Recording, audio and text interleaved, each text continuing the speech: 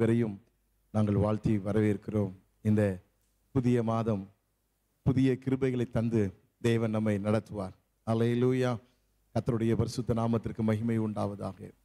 ஒரு தகப்பனாய் தோளின் மேல் நம்மை சுமந்து வந்த தேவன் அவர் தொடர்ந்து நம்மை நடத்துவார். நமக்காக அவர் யுத்தம் செய்கிறவர், நமக்கு அவர் பலனை தருகிறவர். கர்த்தருடைய பரிசுத்த நாமத்திற்கு மகிமை உண்டாவதாக. சேனைகளின் கர்த்தர் நல்லவர், சேதமின்றி நம்மை காப்பவர். ஹல்லேலூயா. Praise the Lord. ஆண்டவரே ஸ்தோத்திரிக்கிறோம். சேனைகளின் கர்த்தர் நல்லவரே, சேதமின்றி நம்மை காப்பவரே. சேனைகளின் கர்த்தர் நல்லவரே, சேதமின்றி நம்மை காப்பவரே. சோர்ந்திடும் நேரங்கள் தேற்றிடும் வாக்குகள் சோதனை வென்றிட தந்தருள்வார். சோர்ந்திடும் நேரங்கள் தேற்றிடும் வாக்குகள் சோதனை வென்றிட தந்தருள்வார்.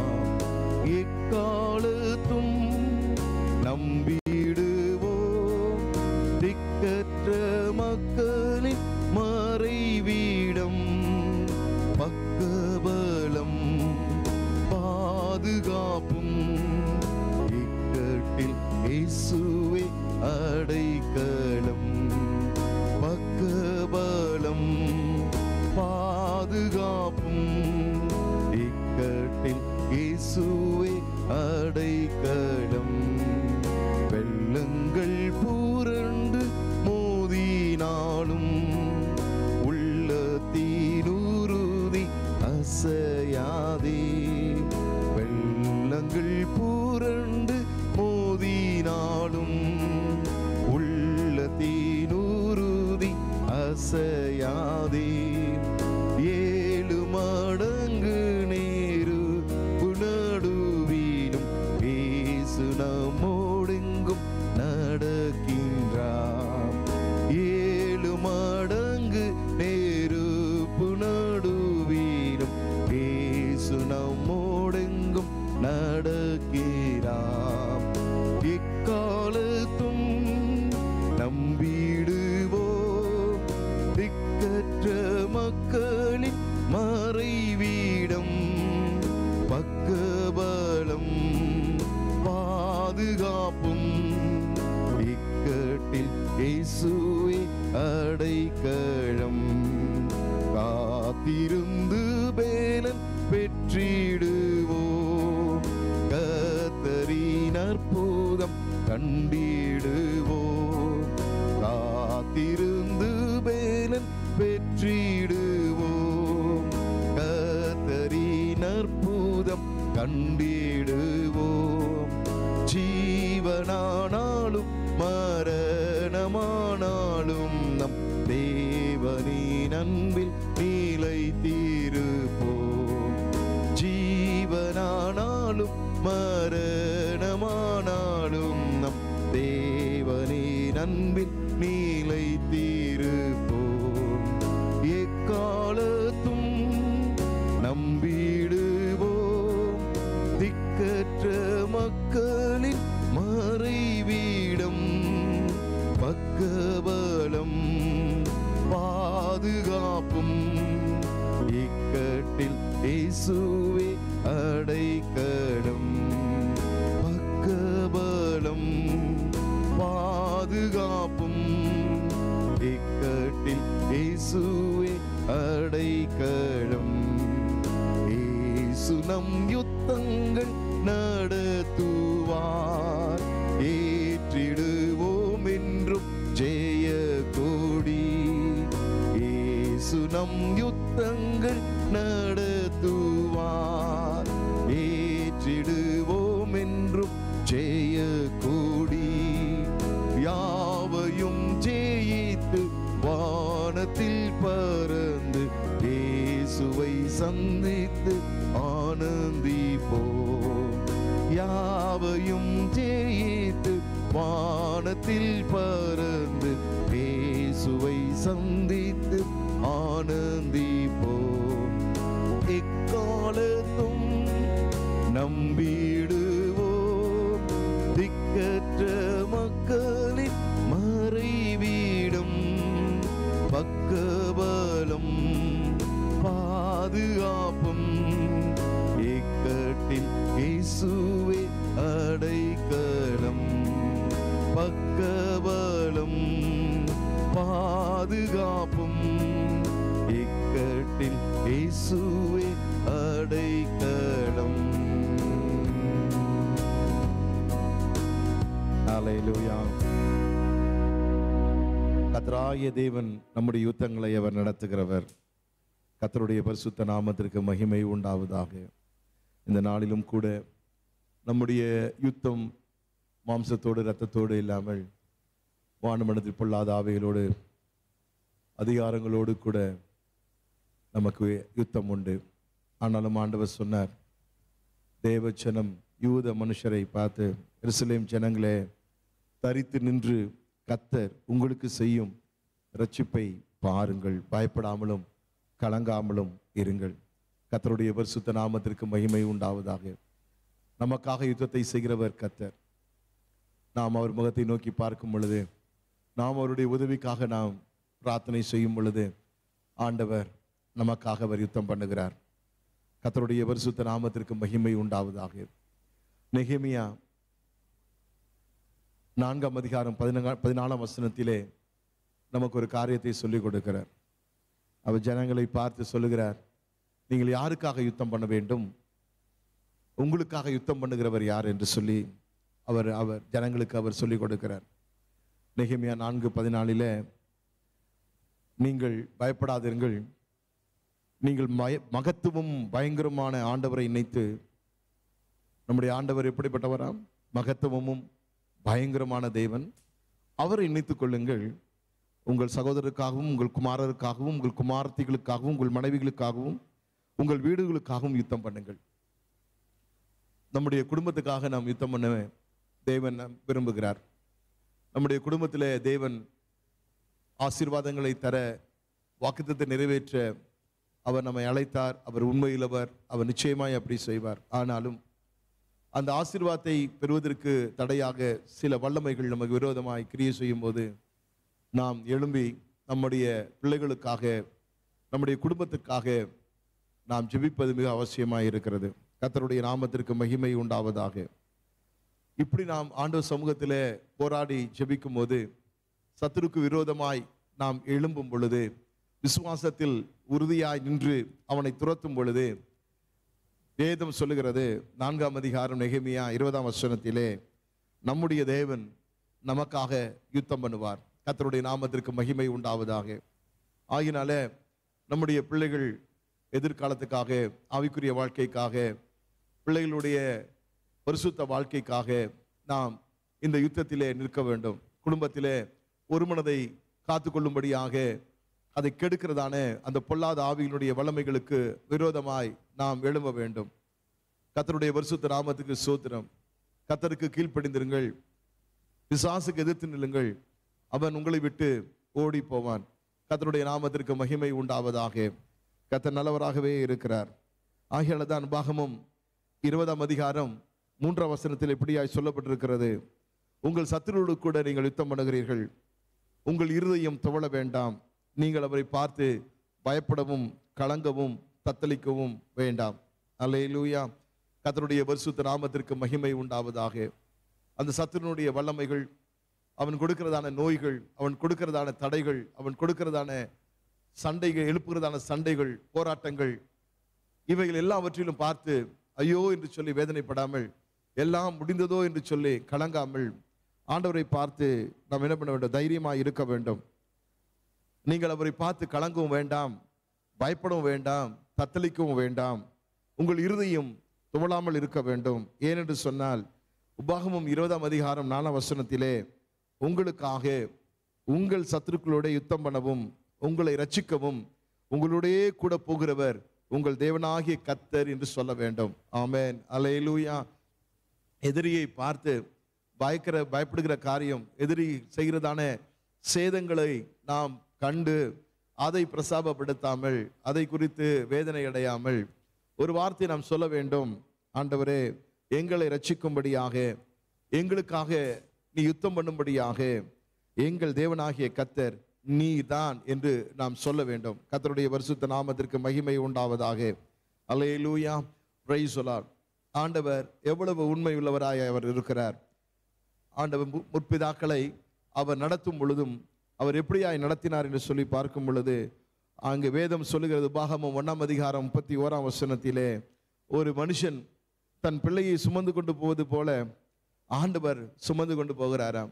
நம்மையும் அவர் நடத்தி கொண்டு செல்லுகிறார், நம்மை சுமந்து கொண்டு செல்லுகிறார்.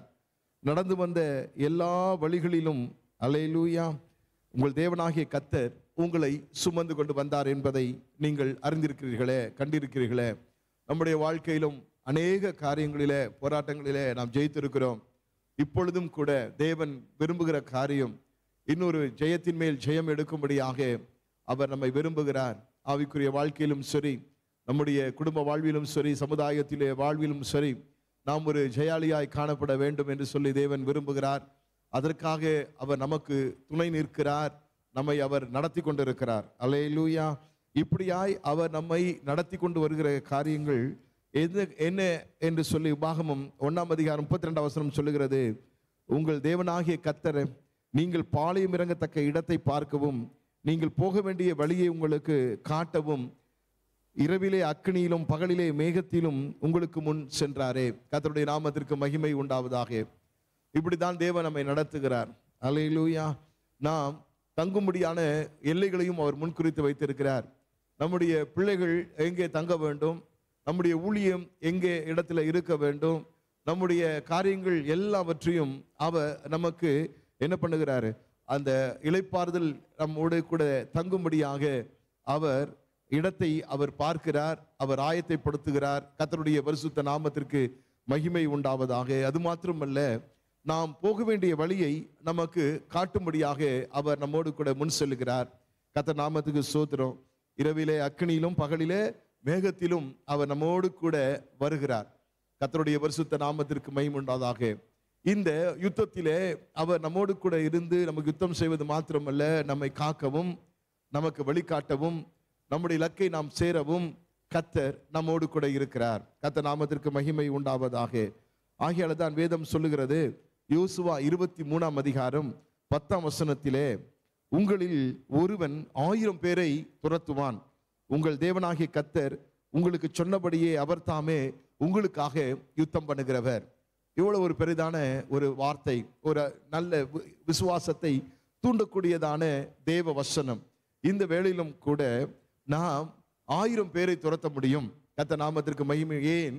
கர்த்தர் நமக்காக யுத்தம் பண்ணுகிறார். கர்த்தருடைய பரிசுத்த நாமத்திற்கு மகிமை உண்டாவதாக. ஆகையால் தான் இந்த நாட்களிலே நாம் கவனமாய் இருக்க வேண்டியது அவசியமாய் இருக்கிறது. எதிலே கவனமாய் இருக்க வேண்டும், எந்த காரியத்தில் நாம் எச்சரிக்கையாய் இருக்க வேண்டும்? யோசுவா 23ஆம் அதிகாரம் 11ஆம் வசனத்திலே, ஆகையால் உங்கள் தேவனாகிய கர்த்தரிடத்தில் அன்பு கூறும்படி உங்கள் ஆத்துமாக்களை குறித்து மிகவும் எச்சரிக்கையாயிருங்கள். நாம் தேவனிடத்தில் அன்பு கூறுவது, நாம் தேவனிடத்தில் அன்பு கூற கடனாளியாய் இருக்கிறோம். ஏனென்று சொன்னால், அவர் முந்தி நம்மை அன்பு கூர்ந்தார், நமக்காக அவர் பரிசுத்த இரத்தத்தை சிந்தினார், நமக்காக ஜீவனை கொடுத்து அந்த அன்பை வெளிப்படுத்தினார். அவர் 3ஆம் நாள் மரித்து உயிரோடு எழுந்து நம்மோடு கூட அவர் இருக்கிறார். இப்படிப்பட்ட தேவனை நாம் அன்பு செலுத்த கடனாளியாய் நாம் இருக்கிறோம். இந்த தேவனிடத்தில் அன்பு செலுத்தும்படியாக நாம் எச்சரிக்கையாக இருக்க வேண்டும். இந்த யுத்தத்திலே எதை குறித்து நாம் எச்சரிக்கையாக இருக்க வேண்டும் என்று சொன்னால், கர்த்தரிடத்தில் நாம் முழு மனதோடு, முழு ஆத்துமாவோடு, முழு வெள்ளத்தோடு அன்பு கூற நாம் எச்சரிக்கையாக இருக்க வேண்டும். கர்த்தருடைய பரிசுத்த நாமத்திற்கு மகிமை உண்டாவதாக. என் கற்பனைகளை கைக்கொள்ளுகிறவன் அவரிடத்தில் அன்பாயிருக்கிறான். கர்த்தருடைய நாமத்திற்கு மகிமை உண்டாவதாக. அவருடைய கற்பனைகளிலே நாம் கைக்கொண்டு அவரிடத்திலே நாம் அன்பை வெளிப்படுத்துவோம். அல்லேலூயா. கர்த்தருடைய பரிசுத்த நாமத்திற்கு மகிமை உண்டாவதாக. பேதுருவை பார்த்து ஆண்டவர் கேட்டார், என்னிடத்தில் அன்பாயிருக்கிறாயா, என்னிடத்தில் அன்பாயிருக்கிறாயா, என்னிடத்தில் அன்பாயிருக்கிறாயா, என் ஆடுகளை மேய்ப்பாயாக. கர்த்தருடைய பரிசுத்த நாமத்திற்கு மகிமை உண்டாவதாக. ஆண்டவர் நமக்கு கொடுக்கப்பட்டதான இந்த ஊழியத்திலே நாம் உண்மையாயிருந்து நாம் என்ன பண்ணுவோம், தேவனிடத்தில் நாம் அன்பு கூர்ந்து இந்த ஊழியத்தை நாம் செய்வோம். கர்த்தருடைய நாமத்திற்கு மகிமை உண்டாவதாக. நம்முடைய தேவனை குறித்ததான சுவிசேஷத்தை சொல்லி ஆத்துமாக்களை நாம் ஆதாயப்படுத்துவோம். வரங்களை பயன்படுத்தி தேவ ராஜ்யத்துக்கு ஆண்டவரை கட்டும்படியாக இந்த வேலையை நாம் செய்வோம். கர்த்தருடைய நாமத்திற்கு மகிமை உண்டாவதாக. இங்கே யோசுவா 23ஆம் அதிகாரம் 12ஆம் வசனம். நீங்கள் பின்வாங்கி போய், இந்த பின்மாற்றம் எப்பொழுது வருகிறது ஒரு மனிதனிடத்தில் என்று சொன்னால், இங்கே சொல்லப்பட்டிருக்குது, நீங்க என்னை விட்டு பின்வாங்கி என்ன பண்ணுவீங்க? பின்மாற்றம் உள்ளவர்கள் என்ன செய்வாங்களாம்? உங்களுக்குள்ளே மீதியாய் இருக்கிற இந்த ஜாதிகளை சேர்ந்து அவர்களோடு சம்பந்தம் கலந்து நீங்கள் அவர்களிடத்திலும் அவர்கள் உங்களிடத்திலும் உறவாடினால். யோசுவா 23:13 படிக்கிறேன். உங்கள் தேவனாகிய கர்த்தர் இனி இந்த ஜாதிகளை உங்களுக்கு முன்பாக துரத்தி விட மாட்டார் என்றும், உங்கள் தேவனாகிய கர்த்தர் உங்களுக்கு கொடுத்த இந்த நல்ல தேசத்திலிருந்து அழிந்து போகும் மட்டும் அவர்கள் உங்களுக்கு கண்ணியாகவும் வலையாகவும் உங்கள் விழாக்களுக்கு சவுக்காகவும் உங்கள் கண்களுக்கு முள்ளுகளாகவும் இருப்பார்கள் என்று நிச்சயம் நீங்கள் அறிந்து கொள்ளுங்கள். இது என்ன சொல்லுகிறது? ஒளிக்கும் இருளுக்கும் சம்பந்தம் இல்லை. நாம் ரட்சிக்கப்பட்ட பிறகு வேதம் சொல்லுகிறது, பேதுரு சொல்லுகிறான், நீங்கள் உலகத்திற்கு வேறு பிரிந்து நீங்கள் என்ன பண்ணணும்? வாழ வேண்டும். அல்லேலூயா. மனம் திரும்புங்கள், ஞானஸ்தானம் பெற்றுக்கொள்ளுங்கள், பரிசுத்த ஆவியின் அபிஷேகத்தை நீங்கள் பெற்றுக்கொள்ளுங்கள், உலகத்துக்கு வேறு பிரிந்து வாழ வேண்டும் அல்ல என்று சொல்லி அவன் முடிக்கிறான். கர்த்தருடைய நாமத்திற்கு மகிமை உண்டாவதாக. நாம் விட்டு வந்த பாவ பழக்க வழக்கங்களை நாம் திரும்பவும் கை கொள்ளும்படியான சாத்தான் ஒரு வழியை வைத்திருக்கிறான். அது என்னவென்று சொன்னால், இந்த ஜனங்கள், ரட்சிக்கப்படாத ஜனங்கள், அவர்கள் என்ன பண்ணுகிறார்கள்? அந்த அவர்களோடு கூட நாம் ஐக்கியமாய் இருக்கும் பொழுது என்ன நடக்குது என்று சொன்னால், அவர்களுடைய வழக்கங்களை மீண்டுமாய் நாமும் விட்டு வந்த பழக்க வழக்கங்களை நாம் கைக்குள்ளர்களாய் மாறிவிடுவோம். இப்படிதான் இஸ்ரவேல் ஜனங்கள் என்ன பண்ணாங்க? அவர்கள் விருந்துக்கு அழைக்கப்பட்டு அவர்கள் போய் விக்கிர ஆராதனைக்கு படைத்ததை புசித்து அவர்கள் விளையாடி வேசித்தனம் பண்ணி அவர்கள் தேவனுடைய கோபத்துக்கு, சத்துனுடைய வல்லமையினுடைய ஆளுகைக்கும் அவர்கள் உள்ளானார்கள். கர்த்தருடைய பரிசுத்த நாமத்திற்கு மகிமை உண்டாவதாக. ஆகையால தான் அசுத்தத்தை விட்டு பிரிய வேண்டும். ஒளிக்கும் இருளுக்கும் சம்பந்தம் இல்லை. அல்லேலூயா. அந்நிய நுகத்தோடு கூட பிணையாதிருப்பீர்களாக. அப்பொழுது நீங்கள் பரிசுத்தமாய் வாழும் பொழுது, வேறு பிரிந்து வாழும் பொழுது நான் உங்கள் மத்தியிலே இருப்பேன், நீ எங்கள் ஜனமாய் இருப்பீர்கள், நான் உங்கள் தேவனாய் இருப்பேன் என்று சொல்லி ஆண்டவர் வாக்குரைத்தார். அல்லேலூயா. கர்த்தருடைய பரிசுத்த நாமத்திற்கு மகிமை உண்டாவதாக. ஆகையால பின்மாற்றம் நம்மிடத்தில் வராதபடி, இந்த உலகத்தோடு ஒத்த வேஷத்தை நாம் தெரியாதபடி, இந்த உலக வழக்கங்களை நாம் நம்முடைய வாழ்விலே உள்ளே நுழைந்து விடாதபடி நாம் என்ன பண்ண வேண்டும்? கொள்ளாத மனிதர்களிடத்திலிருந்தோம், அல்லேலூயா, நம்மளை விழ வைக்கிறதான சாத்தானுடைய தந்திரங்களிலிருந்தோம் நாம் விலகி ஜீவிப்பது அவசியமாக இருக்கிறது. ஆகையால தான் அப்போஸ்தலர் சொன்ன, எங்களுடைய ஐக்கியம் பிதாவாகிய தேவனோடும் கர்த்தராகிய இயேசு கிறிஸ்துவோடு இருக்கிறது. அல்லேலூயா. நீங்கள் எங்களோடு கூட ஐக்கியமாக இருங்கள். கர்த்தர் நாமத்திற்கு மகிமை உண்டாதாக. நம்முடைய ஐக்கியம் தேவனோடு கூட பரிசுத்தவான்களோடு கூட இருக்கட்டும். கர்த்தர் நமக்காக அவர் யுத்தம் பண்ணுகிறார். நம்முடைய ஆத்மாவை குறித்து நாம் எச்சரிக்கையாக இருப்போம். தேவனிடத்தில் அன்பு கூறுவோம்.